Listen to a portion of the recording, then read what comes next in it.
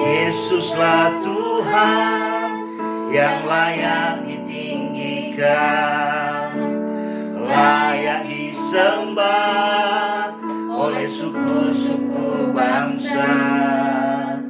Dengan darah-Mu Kau telah tebus dosaku, genapi Tuhan firman-Mu atas negeriku.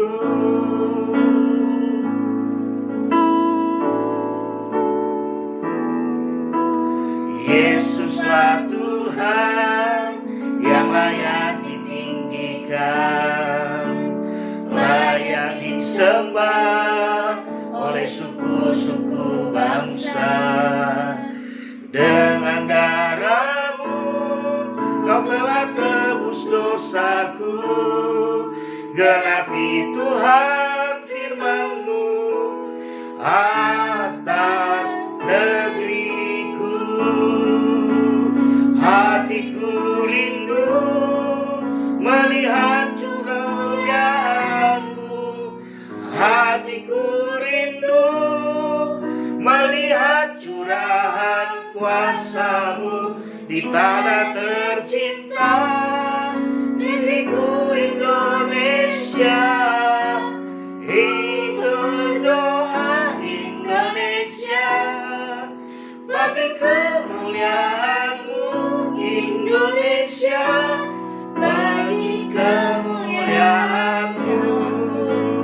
Ya Allahku, nyatakan kemuliaan-Mu.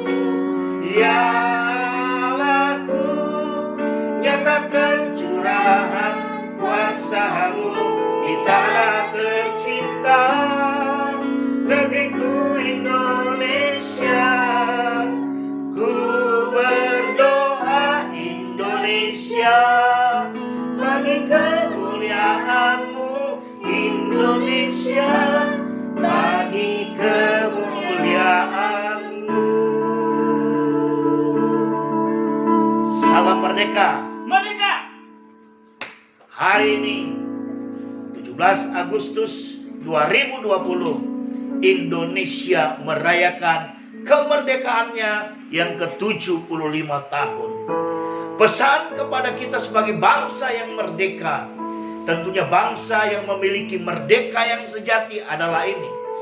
Hari ini Tuhan berfirman kepada kita bangsa Indonesia, pertama-tama kepada kita gereja, agar apa yang kita lantunkan dalam pujian barusan menjadi nyata, menjadi kenyataan bagi Indonesia. Maka yang pertama-tama kita gereja, orang percaya yang menjadi contoh, teladan dan berkat. Mazmur 24 ayat 3 dan 4 menginspirasi pesan kemerdekaan bagi bangsa Indonesia. Mazmur 24 ayat 3 berkata, siapakah yang boleh datang ke gunung Tuhan, berdiri di hadapan Tuhan yang kudus?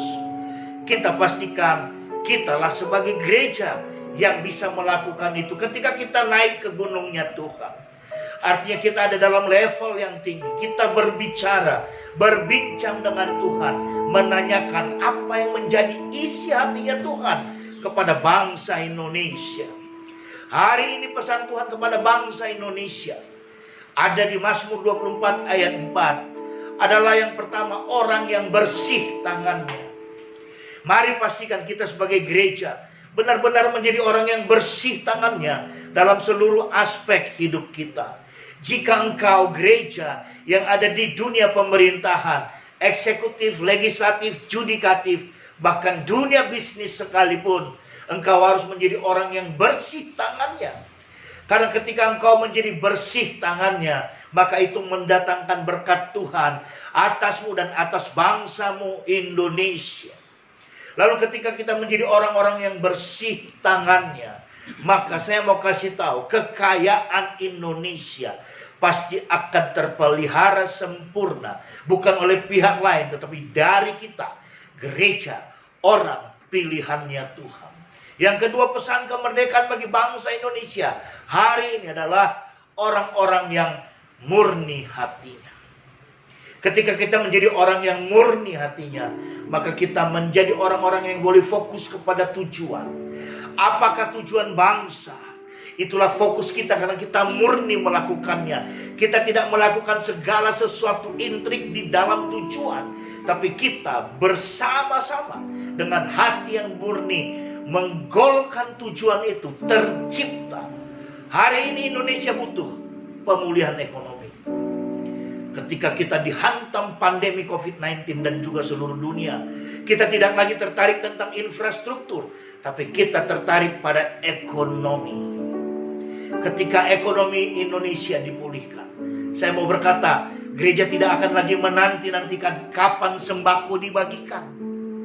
Tapi ketika ekonomi Indonesia dipulihkan, kita boleh berbangga diri. Karena kita lah lokomotif itu. Kita adalah orang yang bersih tangannya, murni hatinya.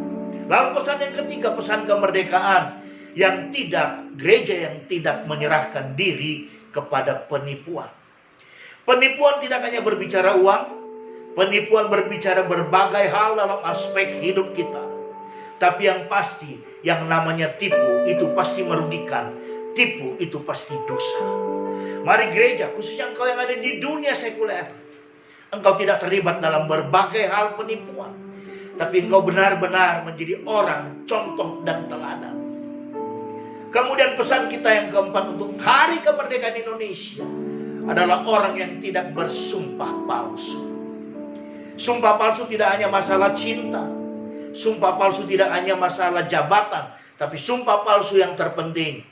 Hari ini kita perlu tahu, ketika kita sebagai gereja menerima Yesus dan menerima merdeka yang sejati, dan menerima dia sebagai satu-satunya Tuhan dan Juru Selamat dalam hidup kita. Tapi awas jangan sampai engkau celaka. Ketika dalam perjalanan hidupmu, mungkin engkau mengalami kesesakan, lalu engkau mulai mengandalkan kekuatan lain. Itu artinya juga engkau bersumpah palsu. Sebagai gereja yang berdampak kepada negara, kepada bangsa Indonesia, kita tidak akan pernah bersumpah palsu. NKRI harga mati, 4 pilar kebangsaan tidak boleh dirubah oleh apa dan siapapun. Indonesia tidak boleh dijajah oleh faham lain, termasuk khilafah sekalipun.